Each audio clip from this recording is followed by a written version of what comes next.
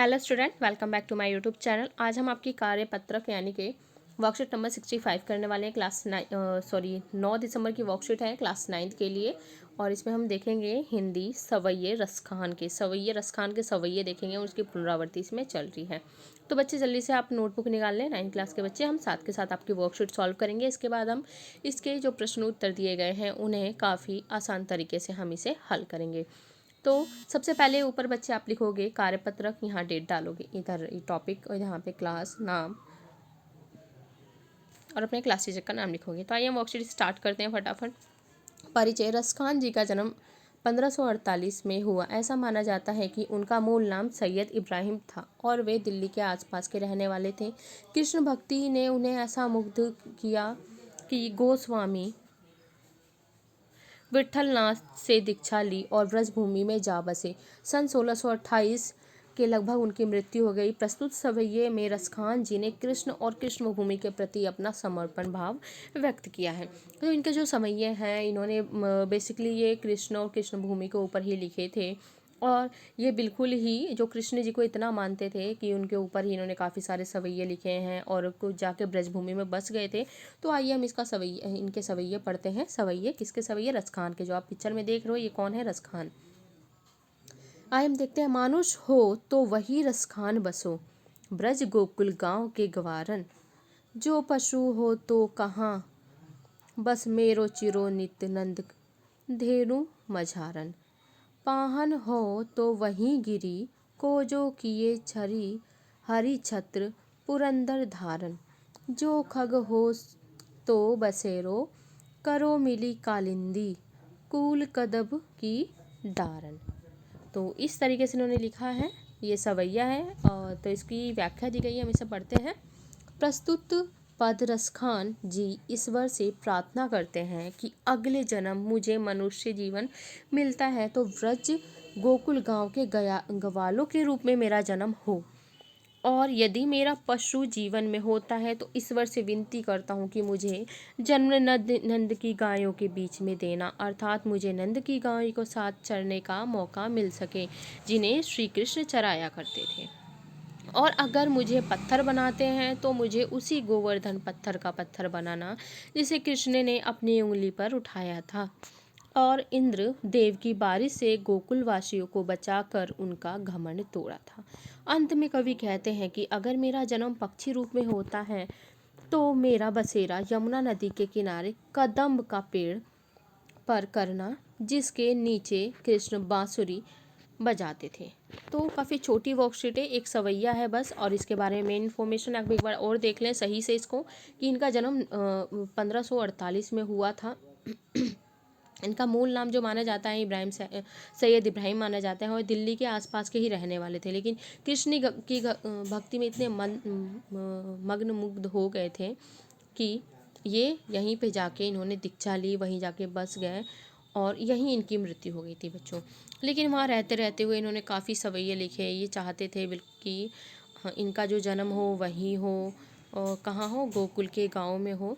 तो इसके काफ़ी आसान से प्रश्न आज के हैं आपके। टोटल 4 प्रश्न हैं जो हम इसे देखेंगे। पहला प्रश्न है, ब्रजभूमि के प्रति कवि का प्रेम किन किन रूपों में अभिव्यक्त हुआ, लिखिए। इसके बाद सेकंड क्वेश्चन है। तो आइए सबसे पहले हम करते हैं आपका प्रश्न उत्तर 1।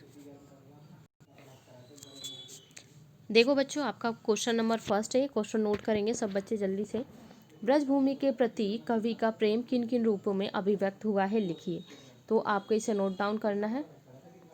तो लिखिए, कवि को ब्रजभूमि से गहरा प्रेम है। वह इस जन्म में ही नहीं अगले जन्म में भी ब्रजवासी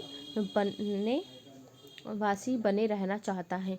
ईश्वर अगले जन्म उसे ग्वाला बनाए हैं, गाय बनाए, पक्षी बनाए या पत्थर बनाए, हर हाल में ब्रजभूमि में रहना चाहता है। तो देख लो किस प्रकार से कवि ने ब्रजभूमि के प्रति अपना प्रेम व्यक्त किया है।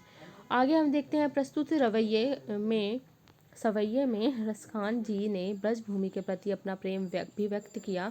इसी प्रकार आप अपने देश के प्रति अपने विचार को लिखिए। तो इसमें है, मैं अपने देश से बहुत प्रेम करता हूँ। तो ये क्वेश्चन आपका यहाँ से है। इधर से आप इसे नोट कर सकते हो।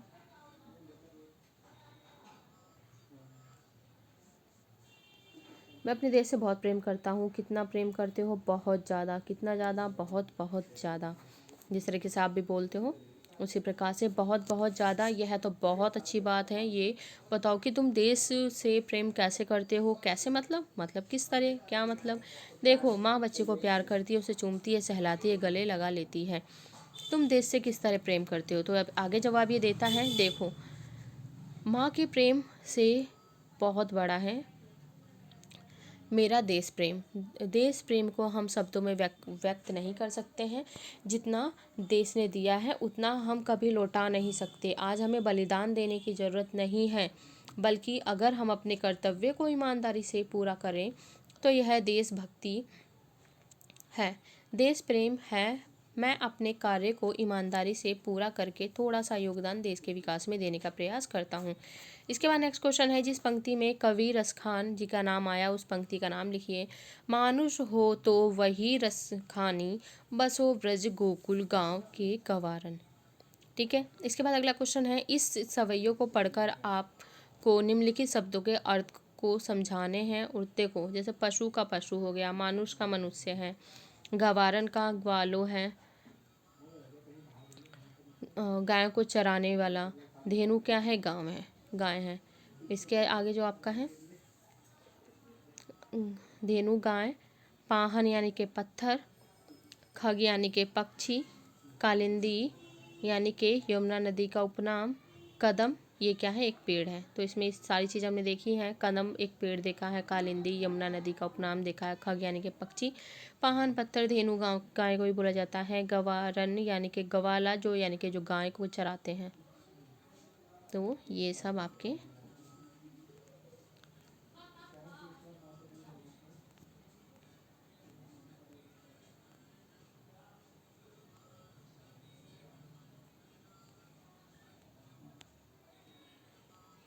ओके। तो हम इसमें जो क्वेश्चन किए, अगर आपको वर्कशीट हमारी अच्छी लगी हो तो बच्चे जल्दी से आप इसे सब्सक्राइब कर दो चैनल को। आपको सारी की सारी वर्कशीट प्रोवाइड की जा चुकी हैं। एसएसटी की, आपको साइंस की वर्कशीट यहाँ प्रोवाइड की जा रही है, इंग्लिश की है, हिंदी की है, और आपकी कौन सी बचती है, यानी कि चारों वर्कशीट, और मैथ्स की वर्कशीट आपको ऑलरेडी अपलोडेड कराई जा चुकी है। तो चैनल को जो सब्सक्राइब करें, लाइक करें और शेयर करें अपने दोस्तों के साथ। मिलते हैं नेक्स्ट वीडियो में नेक्स्ट वर्कशीट के साथ। तब तक के लिए goodbye, take care, thank you.